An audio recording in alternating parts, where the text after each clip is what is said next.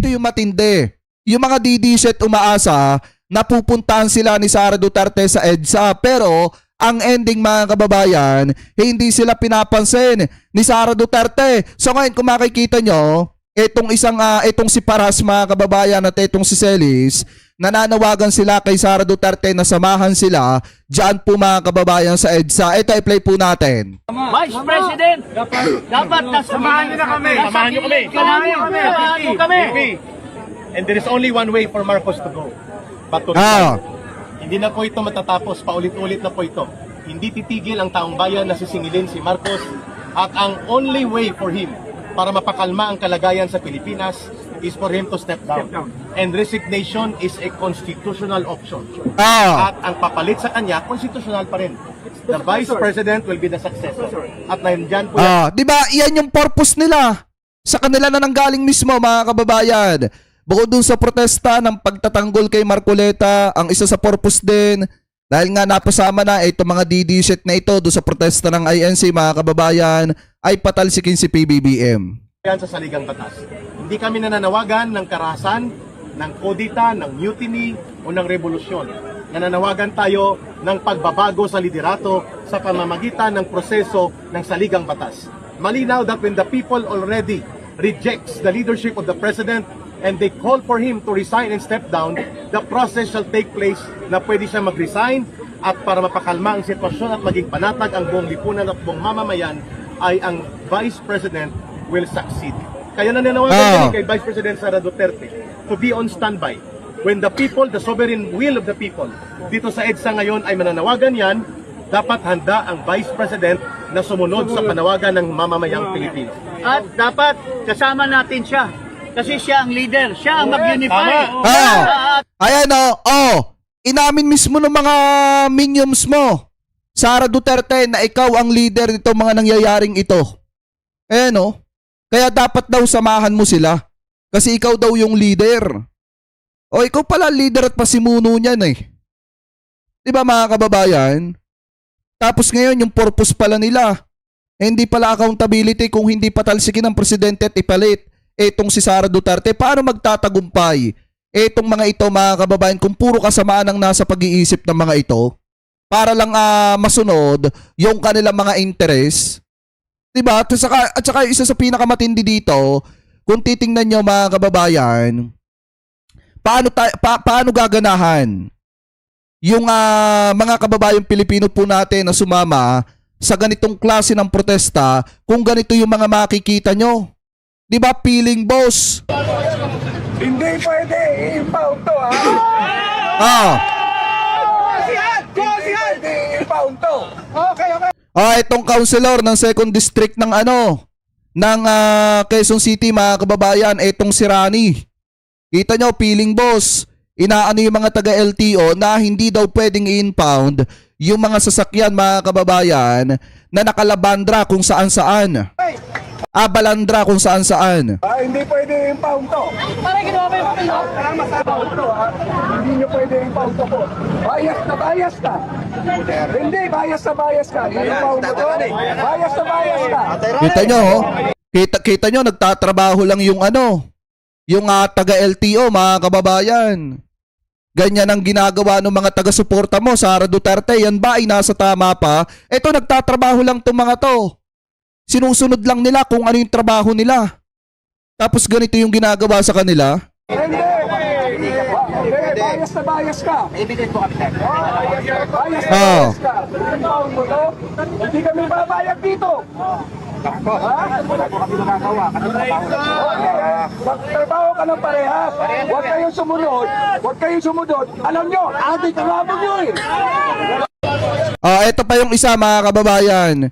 Grabe itong ginagawa nila. Biruin nyo, naturingan pang councilor.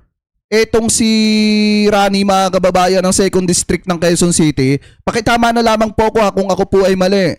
Pero ganito yung ginagawa nila. Ayan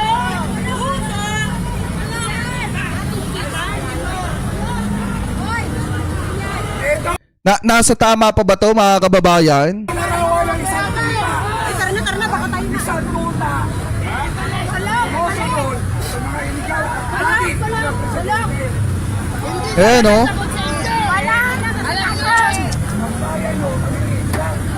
Oo. Hindi na kami takot sa inyo. Hindi na kami takot. Lalabang kami. Lalabang kami. Tagal mo na rito, tagal mo po siya. Walang nagurog sa hindi ka mga LTO. Huwag papatilan! Babalik mo! Oh, sabi nung sabi nung mayabang na kaunselor na si Rani, mga kababayan, ang tagal na daw niya ng konsehal doon. Ang tagal na daw niyang kaunselor doon, mga kababayan, pero wala daw ganyan mga taga LTO na nang huhuli doon. Eh kung tutusin, tama naman yung ginagawa ng mga taga LTO eh. Lumalabag kayo o di tikitan ng tikitan. Di ba mga kababayan, ganun lang kasimple. Lumalabag o di tikitan ng tikitan.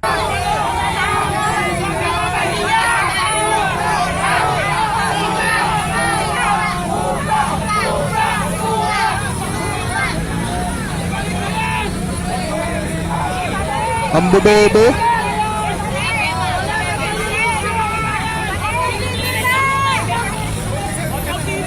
Pati yung tao nagtatrabaho, inaabala nila. Diba nasa tama pa ba, Sara Duterte, itong mga kaalyado mo? Pati yung taong nagtatrabaho, inaabala na mga kaalyado mo para lang ipaglaban ka. Tapos ang ginagawa mo dito sa Pilipinas, puro pasarap buhay ka lang. Diba? Tama pa ba mga kababayan na itong ginagawa ng mga to? Pinoprotektahan masyado si Sara Duterte, pinoprotektahan masyado yung kaalyado nilang si Marcoleta, mga kababayan. Pero kung titingnan nyo, ang mga pinaggagawa naman dito sa ating bansa, hindi na tama.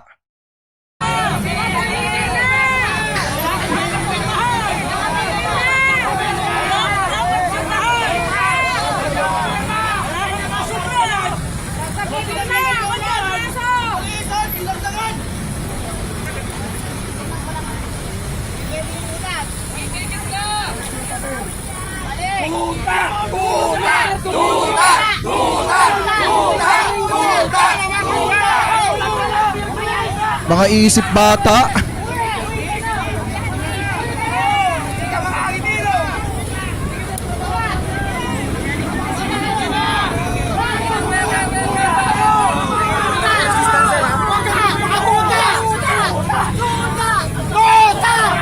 Diba? Mga isip bata, mga kababayan, pati yung tao nagtatrabaho, eh talagang inaabala nila. At tinatawag nila na tuta daw ng gobyerno. Eh kita nyo, ginagampanan lang naman nila yung trabaho nila eh. Diba? Maliwanag naman na ginagampanan nila yung trabaho nila. At saka ito pa, yung isang sinasabi nitong si Rani. Aalis kami rito hanggang hindi ka magre-resign, Bongbong Marcos. Yabang, no? Bongbong Marcos. Ito ho yung hangganan nyo na. Hangganan nyo na. Alam nyo naman kung ano yung mali, ano yung tama. Pero ang gusto nyong patunayan na lahat ay kaya nyong galawin, kaya nyong walang hiyain.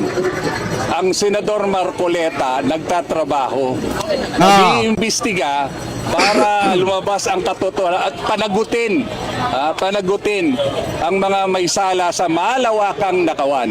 Pero anong ginagawa nyo? Mas nauna pa. Samantalang yung asuntong inaano mo, Boying Rimulya na plunder, Comelec dinismiss na. Campaign. Ano yung sabi dito? Comelec daw dinismiss na. Natural, maliwanag naman eh. Kaya i-dismiss ng Comelec yung issue sa sosi ni Senator Dante Marcoleta ay dahil nga nung tinanggap niya yung pera, hindi pa election time, kaya nga hindi maituturing na election offense yun. Alam niyo mga kababayan na ito, naturingan pa na kaunselor ng 2nd District ng Quezon City, pero hindi alam yung nangyayari sa nangyayaring issue sa ating bansa, lalo na yung kay Rodante Marcoleta. Ano yung katuwiran dito? Comelec daw i-dismiss na. Eh maliwanag na kaya nga i-dismiss ng Comelec yung sosi niya, mga kababayan, yung issue sa sosi ni Senator Dante Marcoleta, kasi hindi nga maituturing na election offense yung pagtanggap niya ng 75 million pesos kasi nga hindi pa election time no mga panahon na yon. In contribution, ngayong gagawin mong plunder, hindi lahat ng pagkakataon kaya mong baluktutin ang batas Bobong putik. Rimulya. Sa tingin niyo, sir, ilan pong grupo pa po aside from INC, mas maraming... Marami na ho ring mga tumugon ng mga ordinaryong tao sa panawagan po ng Iglesia ni Cristo na para matapos na po, tapusin na ang paghihirap ng bayang ito. Panagutin ang dapat managot at higit sa lahat, alam naman natin kung sino nagpapahirap sa bayang ito. Ulitin Ito para maliwanag mga kababayan na kasi kahit ilang beses na nating ipinapaliwanag to, maliwanag po na kaya po plunder yung kay Rodante Marcoleta kasi above 50 million yung tinanggap niya na pera. At nung mga panahon na tinanggap niya yung pera, ay siya po mga kababayan ay congressman. Sinabi naman niya, inamin naman niya mismo mga kababayan. Nasabi pa daw nung nagbigay sa kanya ng pera, eto kung eto binibigay namin sa iyo to, pero utang na loob mo sa amin yan. At nag-request na wag na ilagay yung kanilang mga pangalan doon po sa sose ni Rodante Marcoleta. mo lang po, ang ating panawagan ay resign. Ang ating pong panawagan, hindi ho aalis kami rito. Ang bubobo ng mga to mga kababayan. Ito pa yung isa na talagang maliwanag na bukod sa traidor na kapatid mga kababayan, maliwanag na na talagang masasabi po natin na hindi gawain ito ng isang matinong ate. Etong kay Amy Marcos. Kaya nga pahiya siya doon sa sinabi ni Atty. Claire Castro kanina mga kababayan. Kasi nga makapagsalita nga lang, etong si Amy Marcos hindi iniisip yung mga sinasabi niya. Parang katulad lang din nung councilor ng Quezon City mga kababayan, ng 2nd District ng Quezon City na si Rani. Diba nagsasalita ng kung ano, hindi naman alam ang sinasabi. We are one! We are one! We are one! Talaga naman, walang umuuwi, walang natutunaw sa ulan na pinadala ng langit. Walang uwian ito. Kasuklam-suklam ang gobyernong manhid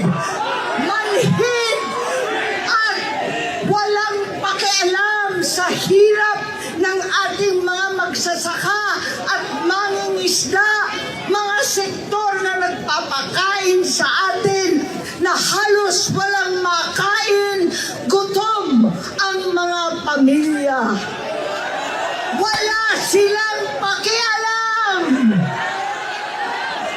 Gobyernong tulog, lasing sa kapangyarihan. Sadyang pipiliin pa bumiyahe, makihalubilo sa Canada, sa mga dayuhan sa Amerika, habang Bobo rin pala tong si Senator Amy, no? Biruin nyo, kaya si Presidente pupunta ng Canada mga kababayan kasi unang-una, yun po ay pakikipag-usap sa bansang Canada. Yung gagawin ng ating mahal na Presidente. Pangalawa mga kababayan, yung pakikipag-usap na yon, malaki ang posibilidad na makapag-uwi na naman ang Presidente ng foreign investment dito po sa ating bansa. Makakuha ng mga foreign investor. Di po ba?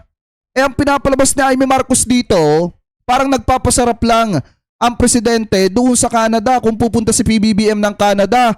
Samantalang si Sara Duterte, yung mga kapatid ni Sara Duterte na nagta-travel abroad, nalilibot ang Pilipina, ang buong bansa mga kababayan, ang buong mundo, hindi niya kini-question.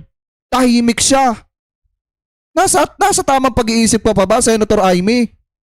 ang Pilipino ay nagdurusa sa gasulinang hindi abot kaya, pagkain ginintuan at napakahirap na buhay.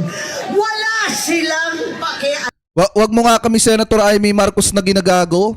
Alam naman natin pare-parehas na hindi mo nararanasan yan. Kunyari nakikisimpat tsaka sa aming mga pobre na nasa baba ng lipunan. Ikaw nga, puro pasarap ka sa buhay mo. Di ba alam naman natin pare-parehas na hindi mo nararanasan maghirap. Alam natin pare-parehas na masarap ang buhay nyo. Kaya nga wala kayong pakialam sa taong bayan Tapos ngayon, kunyari may malasakit ka. Wag niyong ginagawang gago, totoo ang mamamayang Pilipino. Dahil matagal nang gising at mulat ang taong bayan sa mga panglolokong ginagawa ninyo. Eh nung panahon nga ni dating Pangulong Duterte, tahimik ka eh. Nung umamin si Digong na gumagamit ng marijuana. Di ba mga kababayan? Tahimik siya. Nung panahon na yon. Tapos ngayon nag-iingay ka sa walang kakwenta-kwentang bagay na puro aligasyon na kayo lang din ang gumawa. Alam. Pagkat itong gobyerno ay bangag. Walang malay. Nagkukunwaring hindi nakikita ang 10 ton na ebidensya. Ang dose-dosenang testigo. Ang 18 higit pang mga Marines. Yan. Itong baha at flood control na lulunod sa atin lahat. Wala silang pakialam. Dapat Senator Amy Marcos, kay ano mo yan sinasabi? Kaya Sara Duterte mo yan sinasabi. Kasi ano tawag dito, yung matindi yung nangyari sa Baguio. Sa Baguio sa Davao. Diba mga kababayan? Dapat kay Sara Duterte niya sinasabi yan. Kasi grabe itong nangyari sa Davao Sa Davao City mga kababayan, kita nyo pati simbahan binaha. Ayan Diba? Dapat kay Sara Duterte mo sinasabi yan, kay Basti Duterte. Dahil napakalaki ng budget nila dyan sa kanilang city pero hindi nila masolusyonan yung bahang nangyayari. O kita nyo nga sabi dito, ayan the Parish Pastoral Office of Sitio Mary of the Perpetual Rosary Parish is calling on and members to join clean up drive after flood waters mga kababayan. At yung address ay Davao City ang nakalagay. Ayan maliwanag Davao City. O ngayon tuloy natin. Ayan kung titingnan nyo.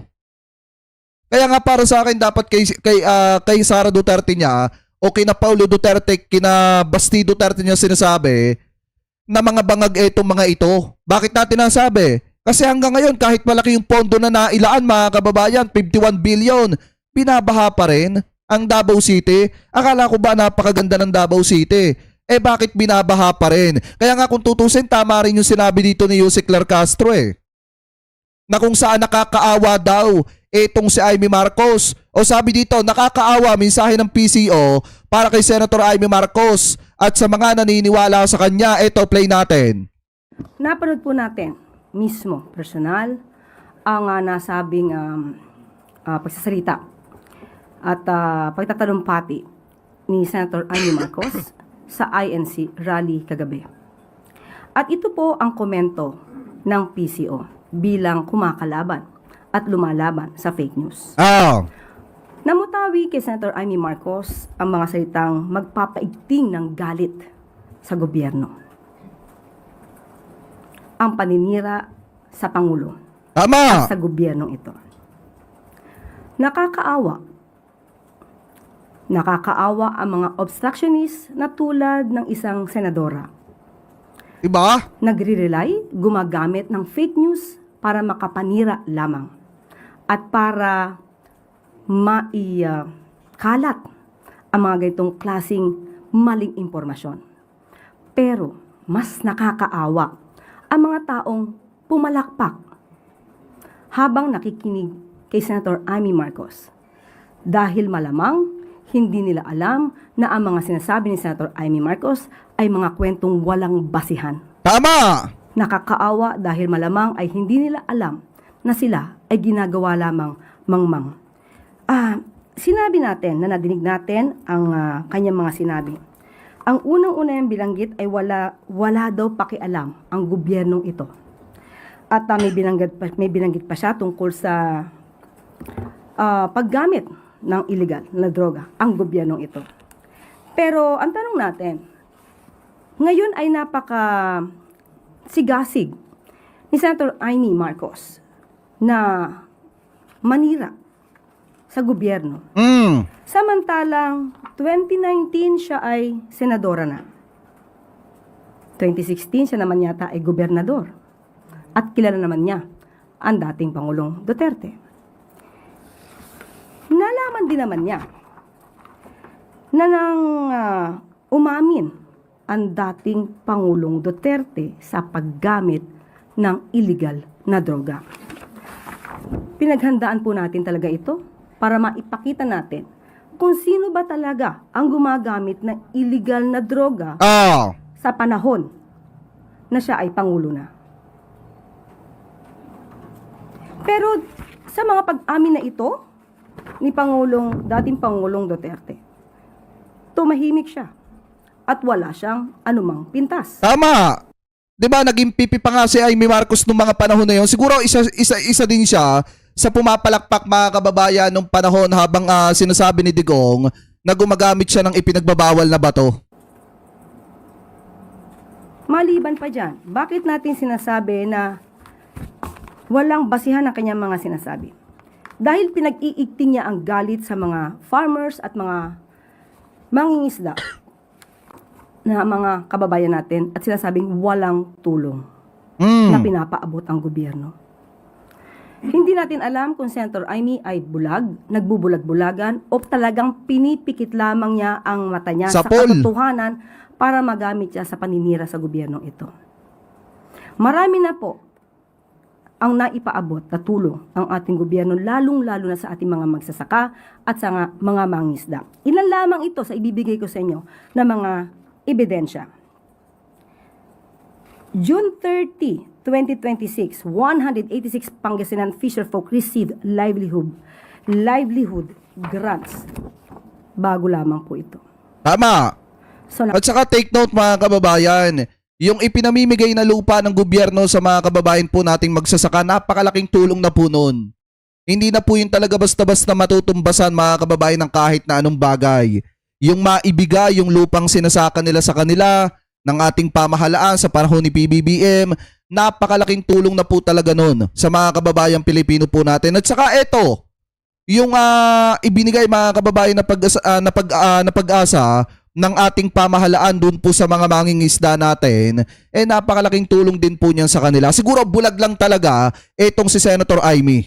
nakakataka kung bakit hindi po yata updated si Senator Amy Marcos sa mga pangyayari, sa mga programa ng gobyerno. At April 12, 2026, PBBM strengthens support for farmers and fisherfolk.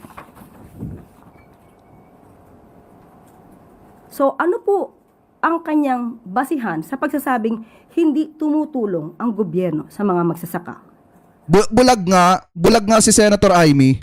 at sa mga mangingisda natin? At ito pa po, June 12, 2026, PBBM Food Assistance Program reaches 703 Camiguin farmers, fisherfolk. So, hindi po ba mas nakakaawa ang mga taong nakikinig sa kanya? Dahil kung hindi magkakaroon ng pagsusuri ang mga nakikinig, ay talagang mananatili silang mangmang sa katotohanan. At meron pa po siyang nasabi patungkol sa nagkukunwaring hindi nakikita ang sambuntong na ebidensya ang dose-dose ng testigo. Itong baha at flood control na lulunod sa atin lahat. 2019, naging senadora si Senator Amy Marcos. 2020, uulitin natin. Umamin si dating Pangulong Duterte na marami siyang ghost projects. 2018, nagsabi si Congressman Andaya na maraming flood control projects na hindi maayos. Nasaan siya? Nagpa-imbestiga ba siya? So, ang nakalamang, bakit nung panahon kaya ni dating Pangulong Duterte, siya ay nanahimik? At ngayon lamang siya nag-iingay habang ang kanyang kapatid, si Pangulong Marcos Jr., ay masigasig na mapanagot ang dapat na mapanagot. Ma'am, follow up. May batayan ba o naniniwala po ba kayo na ito ay may bahid ng politika? Meron. Obviously, halatang halata. Alam naman natin kung sino ang kanyang ipinagtatanggol at sino ba ang nais niyang hindi Sabi ni Rahani Albert, is the rally, ano yun? Tapos na ba ang rally? Hindi natin alam. Kasi may request pa sila hanggang July 3. Pero hindi natin alam kung magdidire-diretso ba. Hindi na sana mailagay sa isang paglilitis. Oh, ayan oh. 'Di ba mga kababayan, obvious na obvious naman. Yung mga sinabi ni Amy Marcos talaga may bahid po talaga ng politika yan. At talagang ang purpose talaga niya ay sirain ang ating mahal na presidente mga kababayan. Wasakin si PBBM. Pero gaya nga po ng sabi ko, ilang beses na po nilang sinubukan yan, napatalsikin si PBBM pero hindi naman po sila nagtagumpay. Dahil nga unang-una, hanggat hindi po talaga mga kababayan, kinakatigan, lalo na nung nasa taas ng Panginoon, yung mga masasamang gawain ng mga ito, hindi po magtatagumpay ang mga ito. At saka may kasabihan nga tayo na kung sino yung pinakaibinababa, siya po yung itinataas. At yun po yung nangyayari kay PBBM ngayon. Alam naman natin na si PBBM ginagawa niya po ang best niya bilang presidente para mabigyan ng magandang buhay yung mga kababayang Pilipino po natin. Ang problema lang talaga, kaya nagkakaroon ng gulo kasi may nanggugulo. At maliwanag mga kababayan na yung mga nanggugulo, yun yung mga gutom na gutom sa kapangyarihan talaga. Katulad po ng ating Vice Presidente at na itong sina Amy Marcos na talagang hindi matanggap na si PBBM ang naging presidente at hindi matanggap mga kababayan na hindi nila kayang patalsikin sa pwesto ang ating mahal na presidente. So para sa akin mga kababayan kahit ilang beses silang mag-rally, maliwanag yung sinabi ni Ombudsman Boying Rimulya, magpapatuloy pa rin ang pagdidemanda, ang pagsasampa ng kaso kay Rodante Marcoleta at wala pong mababago doon. Ano po? So kayo, mga kababayan, kung kayo po ang tatanungin, ano po ang komento at opinion po ninyo hingil po dito sa mga topic na ito na tinalakay po natin? Ano po ang masasabi ninyo hingil po sa mga isyong ito na pinag-usapan natin mga kababayan? So comment below na lamang po kung ano po ang komento at opinion po ninyo hingil po dito.